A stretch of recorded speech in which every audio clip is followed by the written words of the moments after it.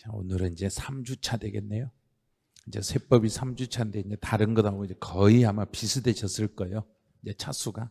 왜냐하면 명절이 있어가지고 다른 과목들이 일주일간 이제 수업을 안 했기 때문에 이제 세법이나 다른 과목이나 아마 거기서 거기일 거예요, 진도가. 근데 오늘은 조금 빡세요. 갑자기 이제 속이 안 좋아질 수도 있으니까 오늘 조심하셔야 돼요. 왜냐하면 오늘은 다른 날하고 조금 달라요. 오늘은 완전히 실무적인 내용을 설명하기 때문에 내용을 일방적으로 암기를 해가지고 풀 수는 없어요. 오늘 것은 암기해가지고 만약 이걸 풀어보고 싶다 그러면 첫 시간 것은 암기가 가능하세요. 첫 시간 것은. 근데 두 번째 시간은 암기를 해가지고 풀어서는 문제가 풀리지를 않아요. 두 번째 시간은. 그래서 오늘 할 일은 뭐냐면 이제 세금을 어떤 식으로 계산할 것인지, 이제 그 중에 이제 제 3절에 나와 있는 요 취득의 시기는 여기 단어를, 이 두 개 단어를 연결하는데 이 두 개 단어를 한번 해석을 조금만 해보시면 돼요. 전번 주에 배울 때 우리 취득이라는 단어 배웠죠? 배웠을 거예요. 아마 분명히 여기 계신 분들 중에 제 시야에 들어오신 분들 중에 전번 주 앉아서 들었던 분들이 계시거든요. 그러면 전번 주에 우리 취득이라는 게 뭐라 했던가요? 봐요. 그 뭐 전혀 생각이 안 나잖아요. 취득이라는 것은 요거 제가 설명하면서 취득은 요게 내 거, 소유권을 주장하는 거. 그럼 이제 여기서 취득이라는 것은 소유권을 주장하는 거. 이게 취득. 자, 시기는 민법에서 배웠을 거예요. 민법에서 뒤에서 앞으로 그냥 읽어볼게요. 기간의 시작이다. 그럼 기간의 시작이라는 것은 취득, 소유권을 주장할 수 있는 요 시기라는 것은 첫날이라는 뜻이에요. 첫날. 언제부터 내가 이 물건의 소유권을 주장할 수 있겠는가?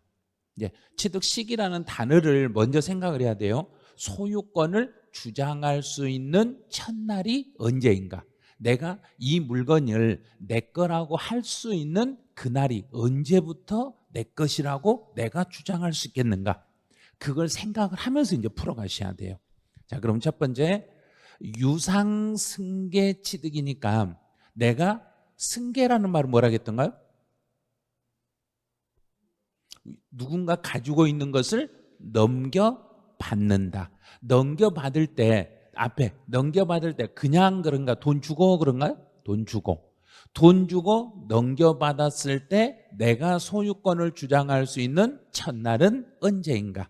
그러면 내가 상대방의 물건을 돈을 주고 가져올 때 언제부터 내 것이라고 할 수 있어요? 그러면 이제 셋 중에 하나 골라보세요. 세 개 중에 하나만 골라보세요.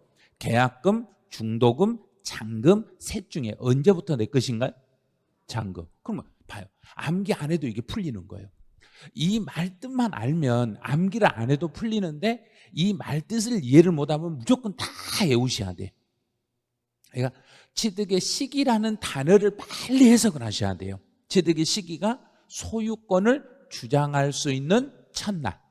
그러면 대가를 지급하고 넘겨받아서 소유권을 주장할 수 있는 첫날은 잔금을 지급한 날이에요. 근데 잔금 지급인데 세법에서는 서류가 중요하던가요? 사실이 중요하던가요? 사실. 그럼 사실. 그럼 두 개, 이제 둘 중에 하나. 계약서상의 잔금 날짜와 사실상 잔금 날짜 중에서 내 거라고 주장할 수 있는 날은 언제부터 내 거겠는가요? 사실. 그거 됐잖아요, 이제. 그래서 사실상 잔금을 지급하면 그날부터 내 거라고 주장할 수 있는 거예요. 그럼 예를 들어서 제가 오늘 집을 하나 산다고 하면 예를 들어 볼게요. 집을 하나 사는데 서류상에 잔금 지급일은 1월 31일이요. 오늘이 이제 1월 31일이에요. 서류상에는 1월 31일 날 잔금을 지급하기로 했지만 실제로 잔금을 2월 2일 날 잔금을 지불했네. 그럼 그때는 소유권이 언제부터 내 것이라는 얘기인가? 2월 2일이 되는가? 1월 31일이 되는가? 2월 2일. 실제 돈 준 날부터 내 것이에요. 만약에 서류상의 잔금 지급이다. 그럼 누군가하고 서류 계약만 해놓고 돈 안 줘버리고 버텨버려도 내 거 될 수 있다. 그건 말도 안 되는 거예요. 그래서 실제 잔금을 지급하면 이날을 취득한 것으로 본다. 본다라는 말은 이날은 그게 아닐지라도 그걸로 강제하고 상대방이 다른 말을 해도 절대 들어주지 않는 거예요. 그래서 유상승계 취득의 원칙은 사실상 잔금 지급이래요. 그런데 사실상 잔금 지급을 확인할 수 있는 자료를 제출하지 않았다. 그러면 그 말을 반대로 돌려봐요. 사실상 잔금 지급일을 인정받으려면 내가 실제로 그때 돈을 줬다는 것을 증명할 수 있는 자료를 제출하라는 이야기인가, 제출하지 말라는 이야기인가? 제출하라는 이야기예요. 이 말 뜻이 실제 잔금 날짜를 확인할 수 있는 자료를 제출해라. 만약에 자료를 제출하지 않았을 때는 자료를 실제 잔금 날짜를 확인할 수 있는 이 자료를 제출하지 않았을 때는 그때는 이날로 가겠다는 이야기예요. 그래서 원칙이 사실인데 사실을 확인할 수 있는 서류, 자료가 없으면 두 번째로 어떤 날로 가겠다는 이야기인가? 계약서상 잔금 날짜로 하겠다 이런 말이에요. 아니 왜 계약서를 해야 돼요? 그랬더니 끝에 가서 본다라고 해놨잖아요. 그러니까 이날 실제 잔금을 확인을 할 수가 없으면 그냥 계약서로 가겠어요. 그리고 순서를 그렇게 잡는 거예요. 그래서 유상승계 취득은 제1번이 뭐라는 이야기인가? 사실상 잔금 날짜. 만약에 사실 잔금 날짜 확인 안 되면 두 번째로 계약서상 잔금 날짜. 그런데 이제 계약서상에 이제 계약서의 잔금일을 이제 계약서상의 잔금일을 1월 계약서상의 잔금일을 이렇게 공인중개사님 이렇게 써놨어. 자, 1월 며칠인가요? 모르죠. 1월 언제인지를 애매하게 써놨죠.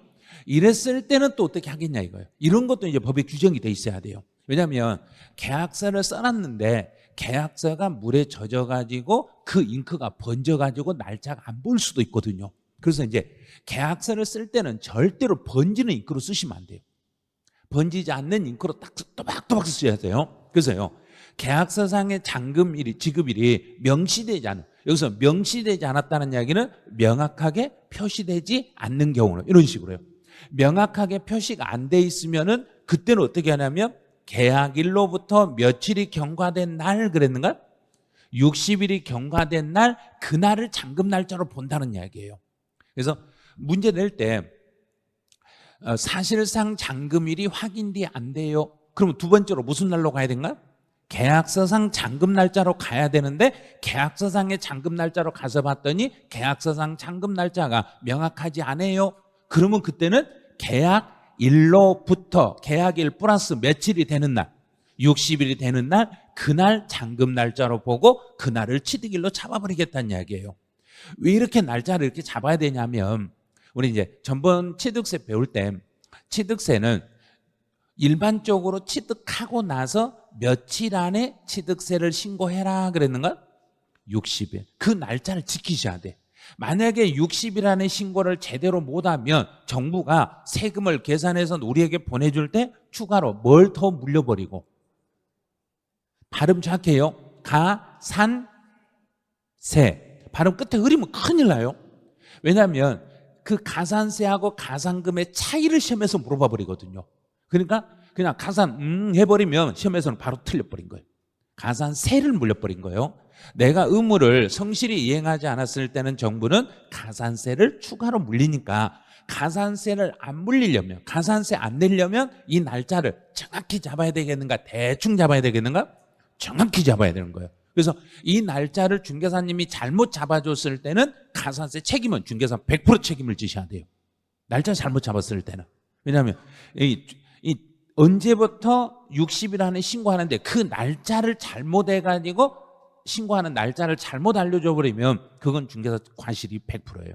그 부분은요. 그래서 이런 날짜들을 시험에서 출제할 때 엄청 신경 써서 출제를 해요. 그다음 이제 세 번째로 가보죠.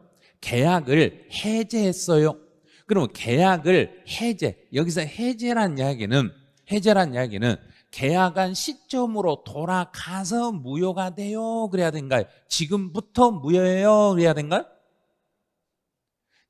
해제하고 해지하고 민법에서 분명히 용어 배웠을 거예요. 해제라는 것은 처음 시점으로 돌아가서 무효로 되는 것을 해제라고 하고, 해지는 지금부터 무효로 되는 것을 해지라고 그래요. 그러면 해제라고 했으니까 처음 내가 계약한 처음 시점으로 돌아가서 무효로 시키니까 처음으로 돌아가서 이거 없애버렸으니까 취득이다, 취득은 아니다. 취득은 아니다. 그런데 여기는 두 가지 함정이 들어있어요. 여기서는 두 가지 함정이 들어있어요. 자, 여기다 동그라미 치세요. 앞에 유상에다가 교재 60페이지에 있으니까 60페이지 내용 찾아가서 거기에 유상에다가 체크를 하세요. 왜 유상에다 체크를 하겠는가? 조금만 지나면 바로 이해가 되실 거예요. 자, 유상으로 취득했을 때는, 내가 돈 주고 샀을 때는, 상대방의 물건을 내가 돈 주고 샀을 때는 며칠 안에 취득세 신고해라 그랬는가?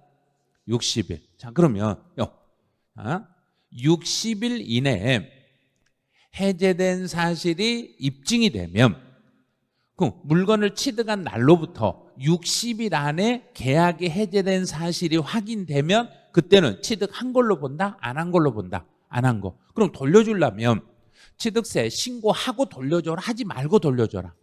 하지 말고. 원래 취득일로부터 며칠 안에 신고를 해야 되는데 60일 안에 신고해야 되는데 60일 안에 신고하지 말고 계약이 해제된 사실이 확인되면, 해제된 사실이요, 확인만 되면 이건 취득으로 본다, 취득이 아닌 걸로 본다. 아닌 걸로 보니까 취득세 신고를 안 해도 되겠습니다, 이런 뜻이에요.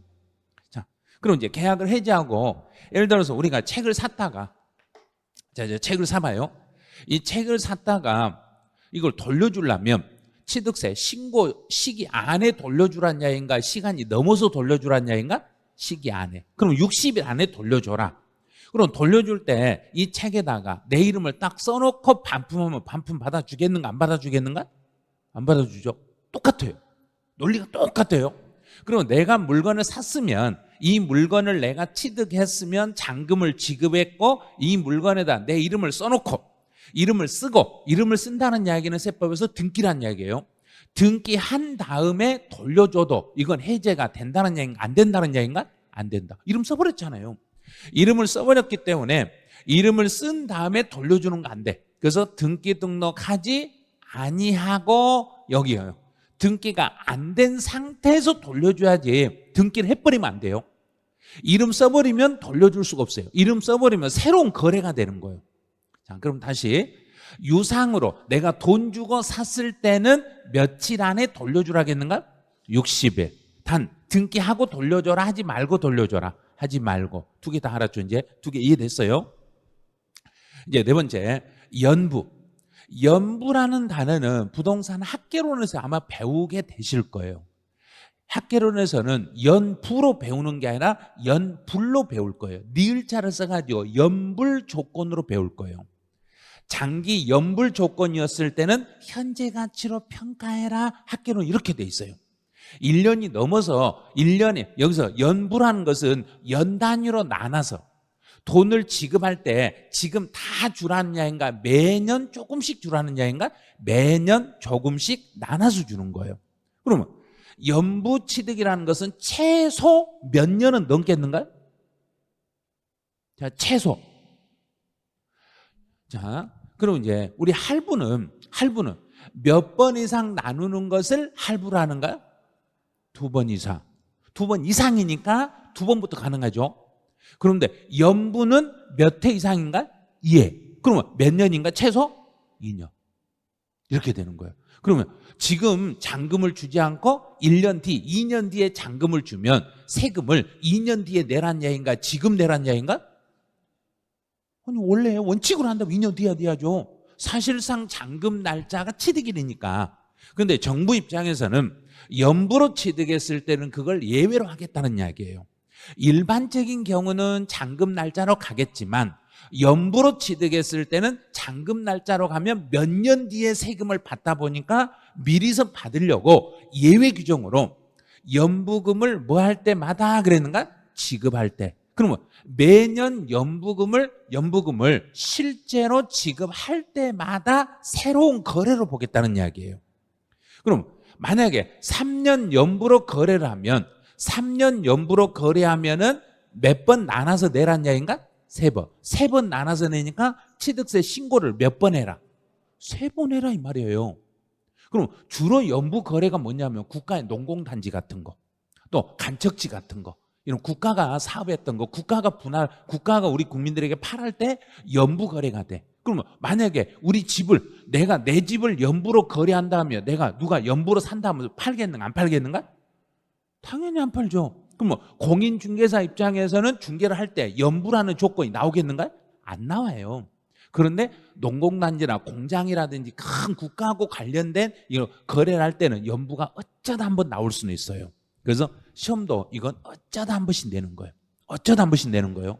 근데 주의할 게 연부로 거래했을 때는 전체 금액으로 판단한다? 나눠서 판단한다. 나눠서 매년 지급할 때마다 그때마다 지급한 금액, 잔금을 지급하면 그때를 취득일로 보겠습니다. 연부 취득만 요거 예외로 잡는 거예요. 이제 사실상 잔금 날짜. 자, 그럼 계약서상 연부금, 사실상 연부금 지급일. 그럼 여기서 이게 잔금 날짜라고 예를 들어봐요. 잔금은 1월 12일 날이 잔금 날이에요. 그런데 등기를 1월 5일 날 등기를 해버렸네. 그럼 원칙으로 따진다면 등기가 원칙인가요? 잔금이 원칙인가요? 잔금이 원칙이죠.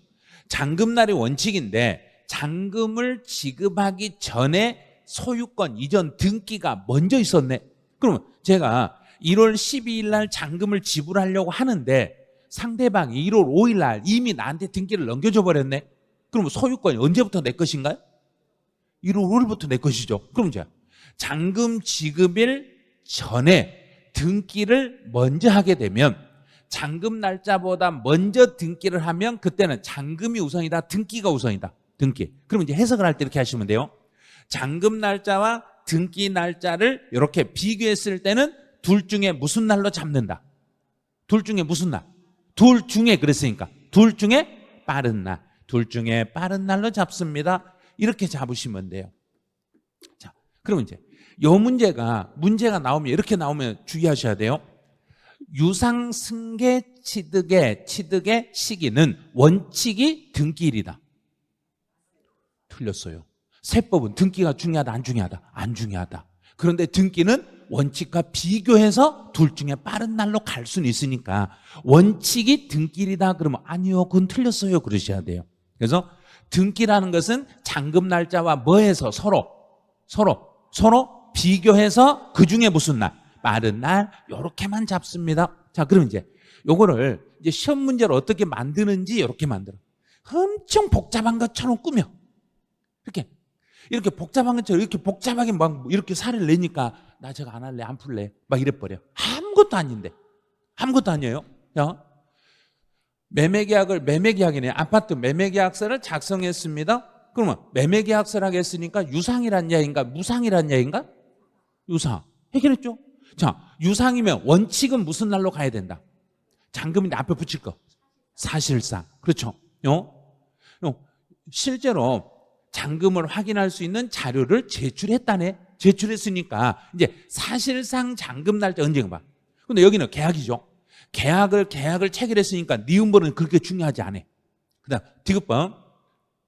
계약금과 중도금을 지급한 뒤에 자금 사정이 생겨서 2025년 6월 20일에 소유권 이전 등기를 먼저 한 뒤에 2025년 7월 10일 날 잔금을 치렀습니다. 그럼 실제 잔금날 언제란 이야기인가? 7월 10일. 근데 등기일은 6월 20일. 그러면 6월 20일하고 7월 10일 중에 빠른 날을 취득일로 잡아야 되니까 어느 날이 답이란 이야기인가?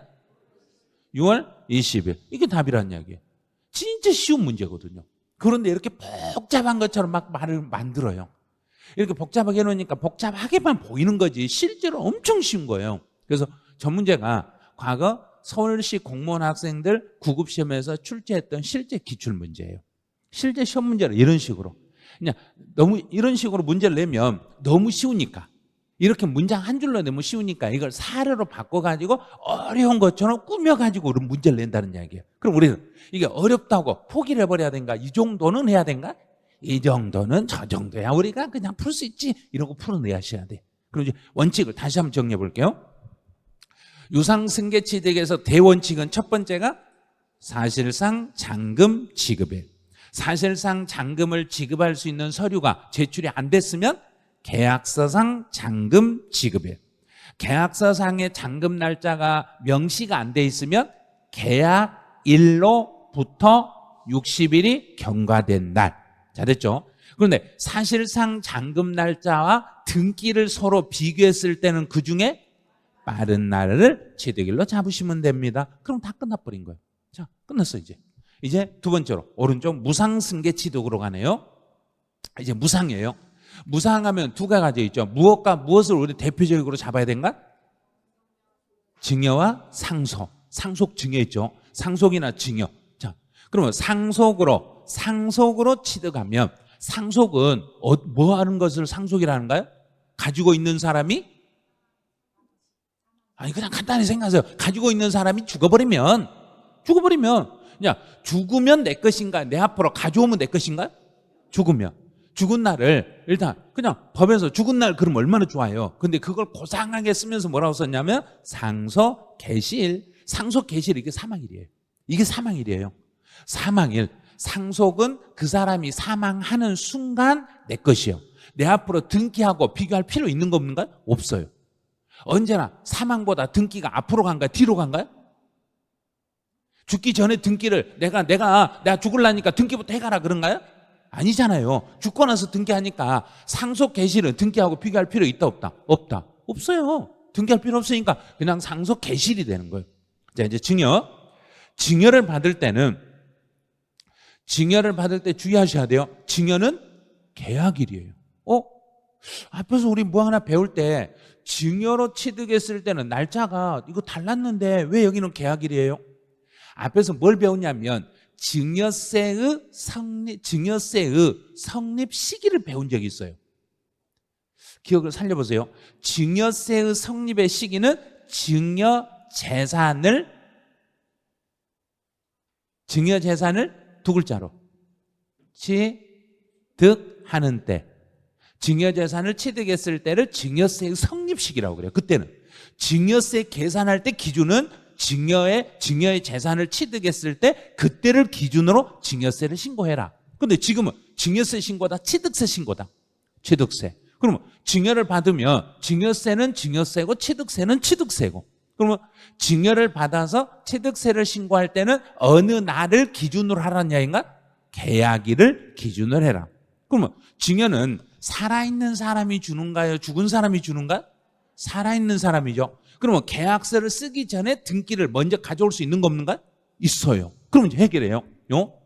계약서를 쓰기 전에 계약서 작성 전에 등기를 먼저 했어요. 그럼 비교가 됐죠. 원래는 계약일이 원칙인데 계약일보다 등기를 먼저 했으니까 계약일하고 등기를 비교해서 둘 중에 무슨 날로 잡는다? 빠른 날. 똑같아. 앞에 거하고. 사실상 잔금 날짜 전에 등기했을 때 두 개 비교해서 빠른 날이고, 여기는 계약일하고 등기를 비교해서 둘 중에 무슨 날? 빠른 날. 그럼 계약일 전에 등기를 했으니까 누가 더 빨랐다는 이야기인가? 등기가 빨랐다는 이야기죠. 등기가 빨랐으니까 그때는 등기한 날, 이날을 취득일로 잡겠습니다. 이제 세 번째, 계약을 해제. 여기는 무상에다 동그라미 치세요. 이제 앞에 배운 거하고 비교를 해야 되니까 잘 생각하셔야 돼요. 자, 무상은 두 가지가 있었죠. 무엇과 뭐 두 가지 있다고 했는가? 상속, 증여 두 개 있었죠. 자, 상속과 증여 두 개가 있는데 이 둘 중에 돌려줄 수 있는 건 어떤 게 돌려줄 수 있는가? 증여. 상속은 돌려줄 수 없어요. 이미 죽어버렸기 때문에 돌려주기가 힘들어요. 살아오면 돌려줄 수는 있어요. 갔다 오면 돌려줄 수 있어요. 그런 분이 없으니까 못 돌려주는 거예요. 근데 증여는 살아있는 사람이니까 돌려줄 수 있어. 그러면 이제 여기서 계약을 해지한다는 이야기는 증여받은 걸 해지한다, 상속받은 걸 해지한다. 그렇죠. 증여받은 걸 해지한다. 그럼 증여에 대한 취득세는 어떻게 신고하냐면 증여로 받은 취득일이 속하는 달의 말일부터 3개월 안에 취득세를 신고해야 돼. 앞에서 유상 취득했을 때는 취득일로부터 며칠 안에 신고를 해야 되는데 60일. 거기는 취득일로부터 60일이에요. 오늘 내가 잔금을 지불했으면 오늘부터 60일이에요. 그런데 오늘 제가 예를 들어서 자, 2월 2일 날 증여 계약서를 작성했다. 증여 계약을 했다. 그러면 증여 계약을 하면 이날부터 취득이 되는 거예요. 그러면 이제 취득세 신고는 어떻게 하냐면 2월 2일 날 증여 계약을 하면 2월 말일 플러스 3개월. 자, 플러스 3개월. 그달 말일부터 3개월이니까 2 더하기 3은 5. 5월 말일. 5월 말이니까 5월 31일. 이렇게 되는 거예요. 이날까지만 증여세 신고하면 돼. 그럼 돌려줄 때도 언제까지만 돌려주면 된다는 얘기인가? 5월 30일. 똑같아야 돼. 자, 똑같아야 돼. 취득일이 속하는 달의 말일부터 3개월 이내, 여기는 3개월 이내 해제된 사실이 입증이 되면 취득이 아닙니다. 똑같죠? 똑같은데 유상승계 취득은 취득일로부터 며칠 안에 돌려줘야 되고 60일. 또 무상승계 취득은 취득일이 속하는 달의 말일부터 몇 개월 안에 돌려주고 3개월. 3개월 안에 돌려주되 공통점은 똑같은 게 있어요. 똑같이 공통점은 똑같은 거. 유상이든 무상이든 등기하고 돌려줘라 하지 말고 돌려줘라. 하지 말고 똑같아야 돼. 등기하지 아니하고 3개월 안에 돌려주셔야 됩니다. 등기해버리면 안 돼요. 등기한 상태로 돌려주면 새로운 거래가 돼버립니다. 이렇게 되는 거예요. 자, 그러면 이제 유상하고 무상하고 차이점에서 계약 해제에서 차이가 난다는 걸 주의하셔야 돼요. 왜냐하면 이게 작년부터 법이 바뀌어가지고 이렇게 바뀐 거고, 그 전에는 예전의 기출문제를 보면은 예전의 기출문제는 증여하고 유상하고 무상하고 구별이 없었어요. 둘 다 60일이었어요. 그런데 요즘 이제 바뀌어가지고 유상일 때는 60일 안에 해제해야 되고 증여, 무상 승계 취득의 계약 해제는 3개월이고 양쪽에 차이가 있으니까 그 두 개 비교를 꼭 해놓으셔야 돼요. 자, 그럼 다시 한번 이제 증여로 다시 한번 볼게요. 자, 증여는 원칙이 증여 계약일. 원칙은 증여 계약일이에요. 근데 계약일 전에 등기를 했으면 둘 중에 빠른 날이니까 등기가 빨랐잖아요. 그래서 등기일이 이날이 원칙이 되는 거고 이제. 그럼 혹시 문제에서 증여로 취득했을 때는 원칙이 등기일입니다. 아니요, 틀렸어요. 그거 엄청 많이 시험에 나오네요. 증여로 취득했을 때 원칙은 등기가 아니라 원칙은 계약일입니다. 그런데 상속으로 취득했을 때는 상속 개시, 상속 개시랑 죽은 날이라는 소리예요. 이 살이 상속 개시일. 그다음에 계약 앞에 무상, 유상인가 무상인가를 잘 봐야 돼요. 무상이라 했으니까 여기는 몇 개월 그래야 된가? 3개월. 대신에 취득일로부터 3개월이다. 달의 말일부터 3개월이다. 달의 말일. 여기는 달의 말일부터 3개월. 만약에 여기가 유상이라면 그때는 여기가 60일. 여기 60일인데 달의 말일부터 60일이다. 일로부터 60일이다. 꼭 그거 구별하셔야 돼요. 문제에서 서로 비교되는 건 어떻게든지 출제를 하니까 비교를 잘 해놓으시고, 유상이든 무상이든 공통점은 등기하고 해제해라 하지 말고 해제해라 하지 말고, 등기하지 아니하고 3개월 안에 해제하면 취득이 아닌 걸로 보겠습니다. 이제 원시 취득으로 가보죠. 원시는 이제 토지의 매립이나 간척으로 원시로 취득했어요. 그럼 간척지가 뭔가요? 간척. 바다를 메꿔서 땅으로 만드는 거. 자, 그럼 바다를 메꿔서 땅으로 만들면 내 앞으로 등기하면 내 것이겠는가요? 공사가 끝나면 내 것이겠는가요? 자, 세법은 등기가 중요하다, 안 중요하다? 안 중요하다. 언제나 세법 생각할 때 취득세에서 등기, 등록을 불문한 사실상의 취득에 대해서는 취득으로 본다. 이 생각을 계속 머릿속에 담으세요. 등기가 중요하지 않다. 그래서 매립이나 간척으로 토지를 원시 취득했을 때는 등기일이 원칙이다. 틀렸네. 무조건 세법에서 등기가 원칙이에요. 그럼 아니요, 세법은 등기 안 좋아해요. 민법이 등기 좋아해요. 세법은 안 좋아해요. 세법은 등기 안 좋아해요. 이런 식으로 생각하세요. 자, 그럼 이제 매립이나 간척으로 내가 땅을, 바다를 메꿔서 이제 땅을 다 메꾸면 이제 정부가 다 메꿨네. 그동안 고생하셨네요. 이제 공사가 끝났네요. 알았어요. 공사 끝났으니까 당신 걸로 인정해 드릴게요. 자, 공사가 준공. 자, 오른쪽 용어 한번 보세요. 밑줄 긋지 말고 보세요. 시험에 내는 거 아니니까. 준공이라는 단어는 사업 계획 승인을 신청한 건설사의 공정 무슨 단계라는 한 글자 가로에 끝. 준공이 그러면 끝났다는 이야기예요. 그럼 예를 들어 집을 지을 때 제일 먼저 준공식을 한다. 준공식 한다면 공사를 시작한다. 끝났다. 공사 끝났다 이 소리예요. 자, 그러면 공사가 끝났다는 걸 정부가 뭐 해준 날? 인가 내준 날. 그럼 공사하느라 고생했네요. 이제 공사 끝났다는 걸 정부가 승인해 주면 그때부터 소유권이 내 거란 이야기예요. 이 말 뜻을 이해하셔야 돼요. 공사가 끝났다는 것을 정부가 인정해 주면 그때부터 내 앞으로 소유권이 넘어오는 거예요. 그런데 공사가 끝났다는 걸 인정해 주기 전에 다른 행위들이 있으면 그걸 다 비교해서 그중에 무슨 날로 가면 되겠는가? 빠른 날.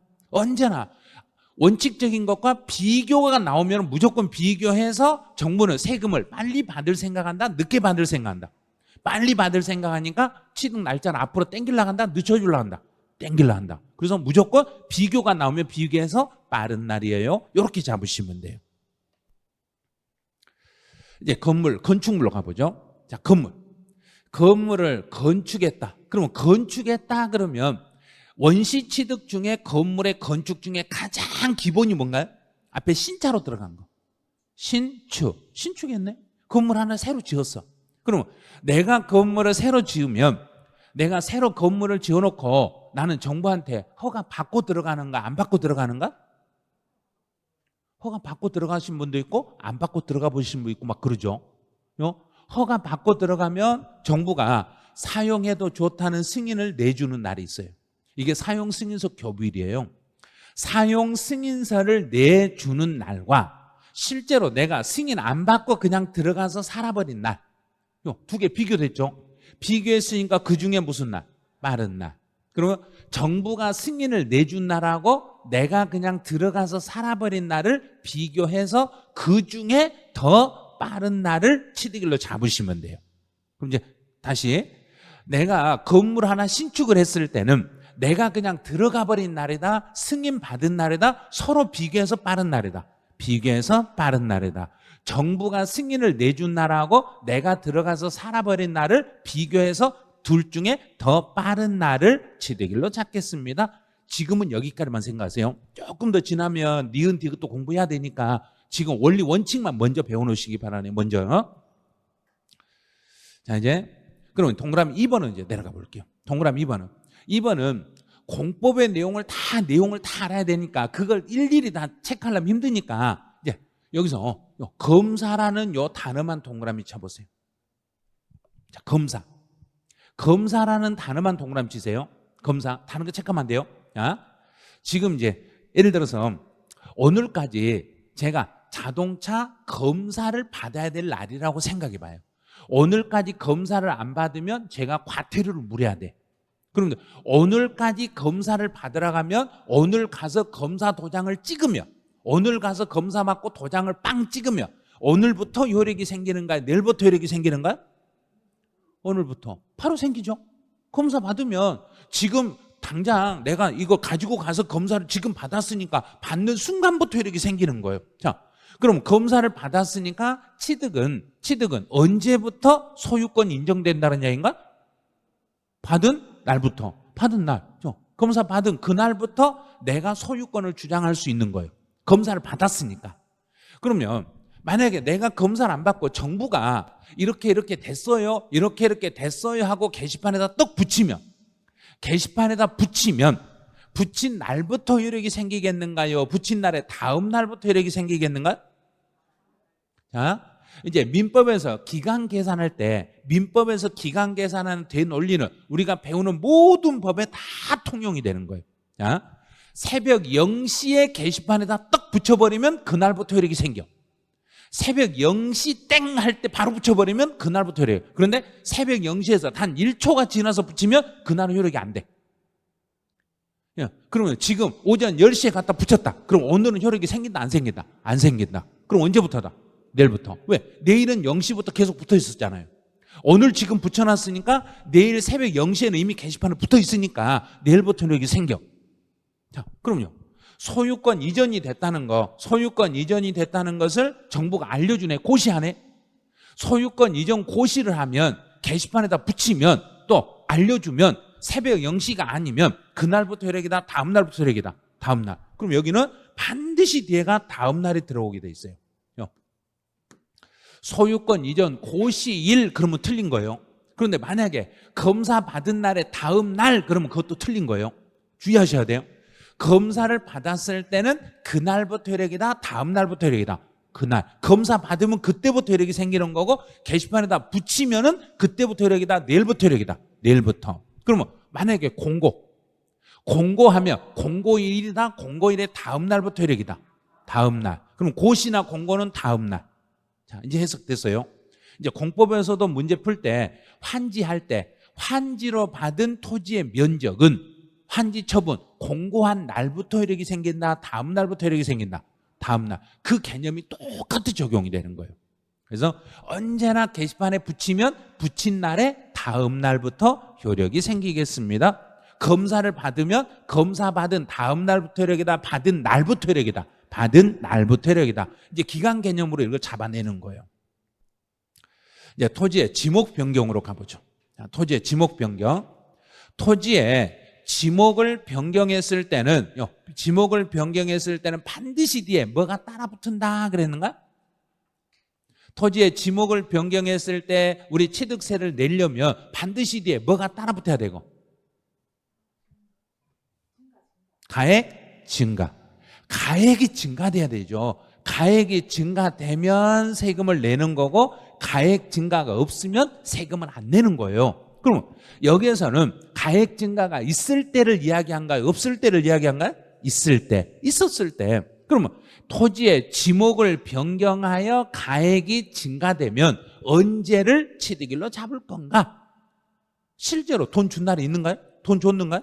안 줬죠. 내가 돈 준 거 아니잖아요. 돈 준 것도 아닌데 어떻게 새로운 취득이냐고 그랬더니 하는 이야기가 정부가 실제로 변경한 날과 서류상 변경한 날 중에서 둘 중에 빠른 날이에요. 이렇게 지금 말하고 있는 거예요. 그래서 앞에다가 여기다가 주의하고 이렇게 달아놓으셔야 돼요.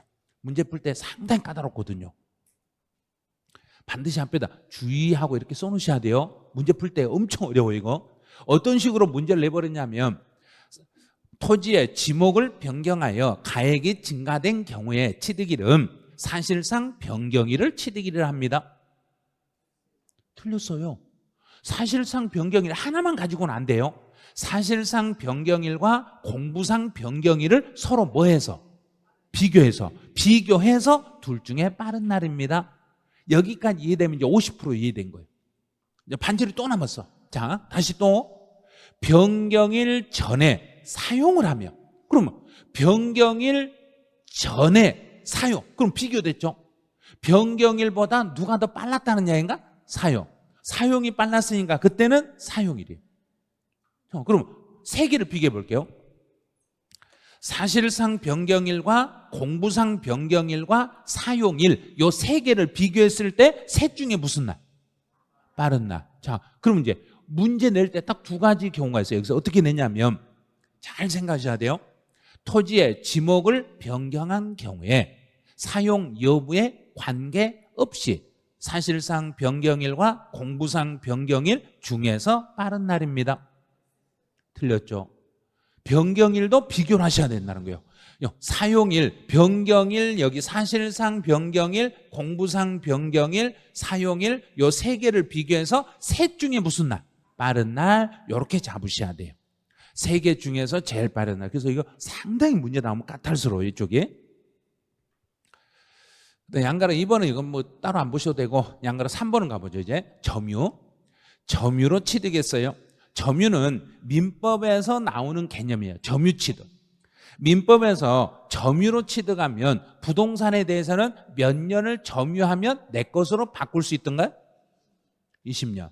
20년 동안 점유하고 있으면 내 것으로, 점유 20년 딱 지나면 내 것이 되든가 안 되든가? 안 돼요. 뭐 함으로써? 등기함으로써. 그럼 20년 뒤에 등기함으로써 소유권을 주장할 수 있어요. 등기하면서 소유권을 주장할 수 있으니까 취득세를 세금을 물리려면 20년 전의 가격으로 물리는 게 좋겠는가요? 지금의 가격으로 물리는 게 좋겠는가요? 정부 편 이제 막 들고 계시네요. 지금 가격. 그렇죠. 20년 뒤에 지금 가격으로 물리려면은 점유를 개시했을 때로 가야 된다. 지금 등기할 때로 가야 된다. 등기할 때. 그래서 등기한 날 이날을 취득일로 잡겠습니다. 취득세 계산할 때는 이렇게 하는 거예요. 취득세 계산할 때는 그럼 이제 왼쪽 날개 한번 봐보세요. 양도소득세를 계산할 때는 양도소득세에서 취득 가격을 20년 뒤에 가격으로 잡아주는 게 좋겠는가요? 20년 전에 가격으로 잡은 게 좋겠는가? 20년 전에. 이제 정부편 많이 들고 계세요. 이제 정부를 이렇게 좋아하시는 분이 생겼어요. 20년 전에 가격으로 계산해야 세금이 엄청 많이 나와요. 그래서 양도소득세에서 점유로 취득했을 때 취득 날짜는 점유 개시일로 잡는 거예요. 세법 취득세하고 양도세 완전히 달라요. 취득세는 지금의 가격으로 세금을 물리려고 등기 시점을 취득일로 잡았고, 양도소득세에서는 20년 전에 가격을 취득 가격으로 잡기 위해서 점유 개시일을 취득일로 이렇게 잡고 있더란 이야기예요. 그래서 서로 비교 개념이 나올 때는 반드시 비교해서 정리를 해 놓으셔야 돼요. 그다음 이제 재산분할. 재산분할은 남의 걸 내가 가져오는가요? 내 것을 내가 분할받는가? 남의 것 내가 가져왔다. 내 것을 내가 분할했다. 내 것을 내가. 자, 그러면 재산분할은 내 것이니까 이미 처음에 내가 물건을 취득할 때 그 재산을 취득할 때 이미 세금을 냈는가 안 냈는가? 냈죠. 내 것이니까 내가 냈겠죠. 냈어요. 그런데 재산을 분할할 때, 자, 제가 이제 어떤 집이 있다고 봐요. 어떤 주택을 하나 이렇게 샀는데 한 사람 갑 이름으로 100% 등기를 했어. 자, 등기만 100% 등기가 돼 있어. 그런데 갑이라는 사람하고 을이라는 사람이 배우자예요. 그럼 결혼한 다음에 결혼 후에 집을 사면 한 사람 이름으로 등기돼 있으면 그 사람 집인가요? 공동 소유인가요? 지금 딱 보니까요. 지금 40대 후반에서 50대로 넘어가신 분들은 지금 대답을 못하고 계시고 50대 밑으로 되신 분들은 공동이요 이러고 있어. 완전 이게 차이가 나는 거예요. 지금 어르신들은 한 사람 이름으로 됐으면 자기 거라고 생각해. 그런데 젊으신 분들은 한 사람 이름으로 왜 네 거요? 공동이지? 이렇게 생각해. 공동이 맞아요. 어르신들이 집에 가보면 저희도 아주 나이 드신 어르신이 계시는데 한 분이 맨날 싸우면 그래. 내 앞으로 다 돼 있으니까 네 건 당신 건 하나도 없으니까 그냥 나가라고. 그럼 제가 옆에서 그래. 아니요. 결혼 후에 취득했으니까 반절을 반반이지. 한 사람 이름으로 돼 있다고 해서 한 사람 게 아니라고. 너 이 녀석 누구 편을 드냐고 막 그래. 저는 누구 편도 아니에요. 중립이에요. 이러면 돼. 그러니까 진짜로 여기에 한 사람 명의로 돼 있다 한 사람 게 아니라는 거 주의하셔야 돼요. 갑을이 결혼했으면 이 사람 공동소유예요. 그런데 나중에 이혼하면서 이 재산을 분할해. 자, 재산을 분할하네. 재산을 분할하면서 갑이라는 사람이 50%, 을이라는 사람이 50%로 이렇게 분할하면 처음에는 등기부상에 누구 이름으로 돼 있는가? 갑. 그런데 이제 분할하면서 갑 50, 을 50이니까 등기부상에 이제 누구 이름이 또 기록되는가? 을이 기록되죠. 자, 그러면 소유권 이전됐죠. 자, 50%를 을 앞으로 등기가 이전이 됐잖아요. 그러면 등기 원인에 따라서 전번주에 우리 배울 때 등기 원인 5개 배운 적 있죠. 기억을 해내셔야 돼요. 그림 크게 그려가지고 5개 해드린 적 있어요. 자, 취득을 원인으로 이전했을 때는 무슨 세를 내야 되고? 취득세. 취득 등기는 취득세. 이전 등기는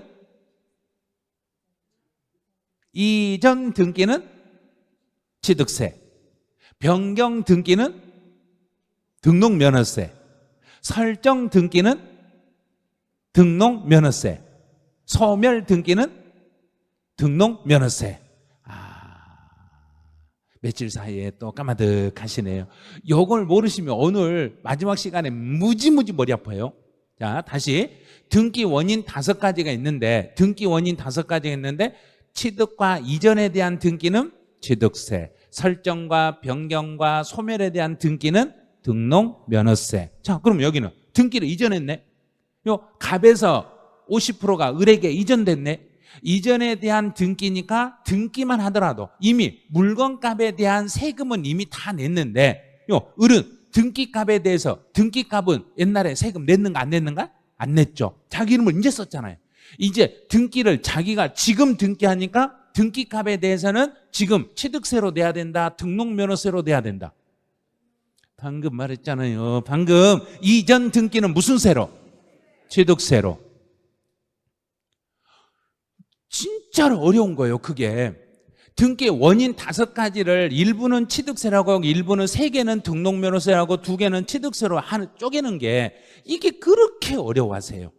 이게요. 그러면 이전 했으니까 을이 50%를 등기하는 부분에 대해서는 이 등기는 취득세로 부과한다, 등록면허세로 부과한다. 취득세로 부과하겠습니다. 그럼 취득세로 과세할 때 언제를 취득일로 잡으면 되겠는가? 등기한 날. 그래서 등기한 날을 취득일로 잡아서 취득세를 물으셔야 됩니다. 그러면 등기값만 내란 야인가? 물건 값도 내란 야인가? 등기값만 내고 물건 값은 이미 다 냈고. 오늘 끝날 때 세율, 취득세 특례세율이 나오는데 지금 그거 설명할 때 깜깜하겠네요. 취득세 특례세율이요. 이게 특별한 세율이라는 이야기예요. 물건에 대한 세금은 이미 냈고 등기에 대한 세금만 취득세로 등기값만 내게 돼 있는 거예요. 그래서 등기한 날을 기준으로 취득일을 찾겠습니다. 이렇게 가는 거죠. 네, 있다고 그래요. 이건. 자, 이제 수입. 외국에서 물건을 수입해 올 때 세금은 우리 앞에서 배웠죠. 외국인 소유의 물건을 우리나라로 수입했을 때는 누구에게 세금을 물린다? 수입하는 자, 수입하는 자에게 물린다 그랬어요. 그러면 수입하는 사람이 그 물건을 가지고 자 물건을 들고 우리나라로 이렇게 딱 들어오면 어디서 딱 잡는가요? 세관에 잡죠. 그러면 세관에서 물건을 가지고 들어오면 세금을 물려버리는가? 들어오고 난 다음에 세금을 물리는가? 들어올 때 뭐 할 때? 그렇죠. 반입하는 날, 이 날을 취득일로 잡아서 여기서 물리는 거예요. 그럼 세관은 등기를 세관에서 바로 등기를 해준다, 안 해준다? 한 번이라도 세관에서 걸려가지고 돈 내보시면 알 거 아니에요. 세관에서는 등기는 해준다, 안 해준다? 안 해줘요. 세관은 등기하는 데가 아니에요. 그럼 물건을 들고, 자, 우리나라 물건을 가져올 때 부동산은 들고 올 수 있다, 없다? 없다. 그럼 차량 있다. 항공기 있다. 선박 있어요. 그런 거 있죠. 그러면 만약에 차량을 가지고 올 때 세관에서 등록을 해주겠는가, 안 해주겠는가? 안 해줘요. 등기 등록은 안 된다니까요. 그럼 물건값만 세관에서 받고 나중에 가지고 들어와서 등록을 해야죠. 그럼 가지고 와서 등록을 할 때는 그때는 취득세로 물린다, 등록면허세로 물린다. 왜 등록면허세로 물린다? 세관에서 이미 무슨 세를 물렸으니까, 취득세 물렸으니까 나중에 또 취득세 내면 취득세를 2번 내니까 이중과세라 우기니까, 그래서 취득세가 아닌 등록면허세로 살짝 돌려서 받는 거예요. 그때는 원래는 취득세예요. 원래는 취득세를 물어야 되는데 이미 그 물건에 대한 취득세를 세관에서 냈다고 우기니까, 그래서 이중과세라는 말을 듣기 싫으니까 정부가 등록면허세로 살짝 돌려서 등록면허세로, 등록분에 대해서만 그때는 등록면허세로 물리는 거예요. 원래는 취득과 이전의 등기는 무슨 세를 물려야 되는데, 취득세를 물려야 되는데 취득세 부과가 불가능하면 무슨 세로 돌려서 받고? 등록면허세로 돌려서 받습니다. 진짜 어려운 걸 지금 하나를 설명해 드리고 있는 거예요. 이거 이해하는데 한 1년 걸리세요. 어떤 분은 3년 걸리신 분도 봤어요. 요거 이해하는데 3년 동안도 이해 안 되신 분도 봤어요. 어떤 분은 제가 알고 있는 어떤 분은 9년인가 10년 만에 이해하신 분 봤어요. 그러니까 그런 일이 없도록 해주시라는 이야기예요. 자, 이제 마지막으로 점검 한번 다시 해보죠. 토지의 지목을 변경했을 때는 무슨 날과 무슨 날을 비교해서 빠른 날? 변경일이니까 사실상 변경일과 공부상 변경일 중에서 빠른 날. 변경일 전에 사용을 했을 때는 사용일, 사실상 사용일. 점유로 취득했을 때는 물건, 취득 물건의 등기일. 재산 분할도 등기일. 재산 분할도 등기일 이렇게 되는 거예요. 자, 그럼 이제 여기와 관련된 문제. 이제 어떤 식으로 나왔는지 한번 봐볼게요. 상속. 상속 나오면 그냥 볼 것도 없죠. 상속 개실. 상속 개실 해결했죠. 두 번째 이제 무상이네. 앞에 잘 봐야 돼요. 무상이고 해제. 자, 무상이고 해제면 두 가지를 얼른 봐야 돼요. 두 가지. 등기 등록하지 아니하고 여기를 먼저 보고 그 다음에 무상이니까 60일이다 3개월이다 3개월 3개월이 나오면은 그 날로부터 3개월이다 말일부터 3개월이다 말일부터 달의 말일부터 3개월 오 맞았네. 그 다음에 유상승계 취득의 경우에는 사실상 잔금 지급일을 확인할 수 있으면은 사실상 잔금일이 되고 만약에 취득일 전에 그러면 사실상 잔금 지급일 전에 등기를 했으면 그때는 무슨 날로 바뀌고 등기 한 날 빠른 날로 바뀌는 거고 그다음 이제 재산 분할. 재산 분할은 이미 물건에 대한 세금은 내고 뭐에 대한 세금만 내라 그랬는가? 등기. 등기에 대한 세금만 내니까 등기일이 취득일이 되는 거고 그다음에 쭉 보니까 고실의 다음 날 나왔네요. 고실의 다음 날 나왔는데 앞에 준공인가 고시가 아니에요. 여기가 준공인가 고시가 아니라 이제 우리 토지에 매립이나 간척인 경우에 공사 준공인가일이었죠. 근데 여기는 소유권 이전. 지금까지는 계속 여기만 냈었어요. 여기만 내다가 2년 전에 갑자기 앞에를 여기를 바꾸치게 버린 거예요. 그러니까 문제 풀 때 이거 뭐야? 다음 날 맞는데? 고시가 나오면 다음 날 맞는데? 그런데 앞에를 틀리게 내버린 거예요. 소유권 이전 고시인데 준공 인가 고시라고 해버린 거예요. 준공 인가 고시란 말은 있지도 않아요. 그런 건 용어 자체가 없어요. 네, 만약에 우리 여기서 검사가 나오면 검사란 말이 나오면 검사가 나오면 다음 날이 나와야 된가? 검사 받은 날 그래야 된가? 검사 받은 날. 그다음에 고시가 나오면 다음 날인데 고시 앞에는 소유권 이전에 대한 고시라는 이야기예요. 소유권 이전에 대한 고시일의 다음 날 이렇게. 이게 2년 전 기출문제 34회 때 나왔던 실제 기출문제 원문이에요. 그때는 공교롭게도 요 지문이 여기가 없었어요. 다만 단서조항이 빠져가지고 3번하고 5번이 복수정답이 됐던 거예요. 너무 어렵다. 그래서 복수정답 인정해 준 거예요. 복수정답을 인정하는 순간 이제 우리는 단서를 다 써야 되니까 우리는 사설을 읽으셔야 돼. 그 말이 뭔 말인지 지금 못 알아들으신 것 같은데 그만큼 지문이 길어진다는 이야기예요. 복수정답 하나 딱 내주는 순간 그 다음부터는 단서 없으면 다 복수정답이에요. 그래서 세법은 무조건 단서까지 다 써야 돼 이제. 그러다 보니까 지문이 길어지는 거예요. 갈수록 길어지는 거예요. 그러니까 될 수 있으면 세법을 이재기하지 마시라는 거. 괜히 이재기했다가 나중에 시험 보신 분들이 어마어마하게 지문이 길어진다는 이야기예요. 자, 이제 여기까지 했으면 이제 취득 시기는 다 배웠어요. 이제 취득 날짜. 자, 취득 날짜는 다시 한번요. 취득 시기라는 게 무엇을 잡는 건가? 그 개념을 먼저 다시 한번 정리해 드릴게요. 취득의 시기. 취득은 뭘 취득이라 했는가? 소유권 주장. 시기는 기간의 시작이다. 첫날. 소유권을 주장한 첫날. 언제부터 내가 소유권을 주장할 수 있겠는가? 유상으로 취득했을 때는 뭐 준 날부터 내 거라겠는가? 잔금 지급일. 그런데 실제 잔금 지급한 사실을 확인할 수 있는 서류를 제출하면 사실상 잔금 지급일. 만약에 사실상 잔금을 지급할 수 있는 서류 제출을 하지 않아가지고 확인이 안 되면 계약서상 잔금 지급일. 만약에 계약서상의 잔금 날짜가 명시되지 않았으면 계약일로부터 60일이 경과된 날. 유상승계 취득에 대한 계약을 해제했을 때는 등록을 하지 아니하고 취득일로부터 60일 안에 계약이 해제된 사실이 확인되면 취득이 아닌 걸로 보겠습니다. 이렇게.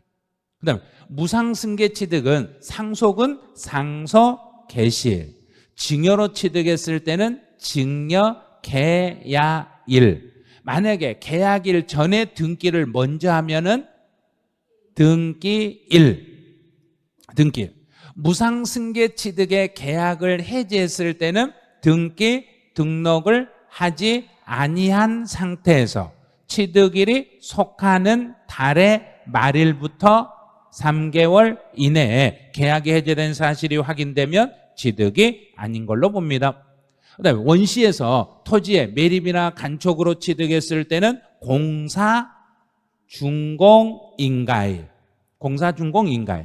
그다음에 건물을 신축했을 때는 사용 승인서를 내주는 날과 사실상 사용일 중에서 빠른 날, 검사를 받게 되면 검사 받은 날, 소유권 이전 고시를 하게 되면 소유권 이전 고시일의 다음 날, 토지의 지목을 변경했을 때는 사실상 변경일과 공부상 변경일 중에서 빠른 날, 변경일 전에 사용을 하고 있으면 사용일.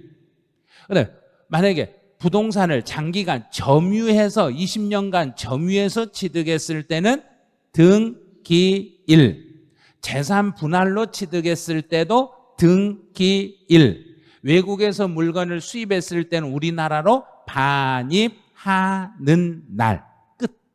자, 그러면 취득 시기는 단 5분 만에 끝났네요. 5분이면 끝날 걸 1시간 동안 설명했네요. 3월 달부터는 10분 안에 끝난다는 이야기예요. 그 소리가. 이렇게 자세히 설명 안 한다는 이야기예요. 그냥 쭉 넘어가요. 이제 그때부터는. 자, 여기까지 했으면 이제 날짜를 잡았어. 우리 날짜를 잡은 이유가 뭐 하려고 날짜를 잡아야 된가요? 세금 뭐 하려고? 신고 준비하려고. 이때부터 이제 준비 들어가야죠. 그러면 세금 준비할 때, 세금을 계산할 때 제일 앞에다 세우는 게 뭐였던가요? 그래요. 표준 세율이 아니라 표준은 맞았어. 과세표준.